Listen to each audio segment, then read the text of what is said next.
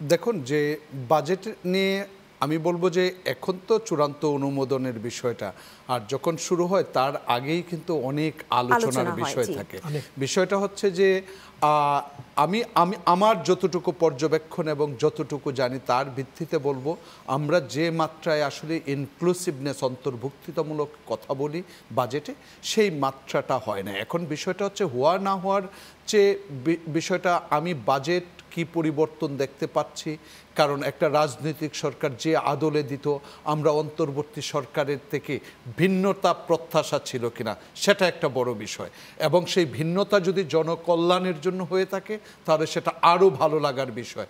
আর যে স্পিরিটের কারণে বর্তমান সরকার এতদিন সরকার অন্তর্বর্তী সরকার যেটা হচ্ছে আমরা বৈষম্যের কথা বলি, সাম্যের প্রতিষ্ঠার কথা বলি, অতএব সেই জায়গাগুলো কতটুকু হলো দেখবেন সমস্ত পত্রিকানা এবং অর্থনীতিবিদদের বিশ্লেষণের প্রেক্ষাপটেও যে নতুনত্ব তৈরি করতে বলে খুব নতুনত্বের জায়গা তৈরি হয় নাই। প্রথমত আমি যে জায়গাটায় বলবো যে চ্যালেঞ্জ, যেটা আমি প্রথম বক্তার সঙ্গেই সহমত পোষণ করছি, যে আপনি রেভিনিউর জন্য এনবিআরের উপর আপনি 4,99,000 কোটি 5 লাখ কোটি টাকা বর্তালেন। বিষয়টা হচ্ছে এনবিআরের কিন্তু নিজস্বভাবে একটা গ্রোথ তারা রেভিনিউ প্রতি বছরেই জেনারেট করছে, কিন্তু আপনি প্রত্যাশাটা প্রতি বছর এনবিআরের উপর এত মাত্রায় বাড়াচ্ছেন যেটা আসলে তখন এনবিআরের সক্ষমতার জায়গা না বাড়িয়ে যখন আপনার প্রত্যাশা বাড়ান সেই গ্যাপটা।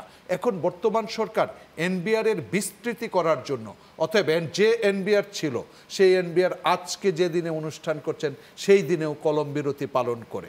তার মানে হচ্ছে আমি যেটা বলতে চাচ্ছি, যেটা বিষয়টা আপনি শুরুতেই বলছেন যে চ্যালেঞ্জের বিষয় কি, চ্যালেঞ্জ কিন্তু 94% টাকা যেখান থেকে সংগ্রহ করা হবে সেই জায়গাটাই তো বড় চ্যালেঞ্জ আমি মনে করছি।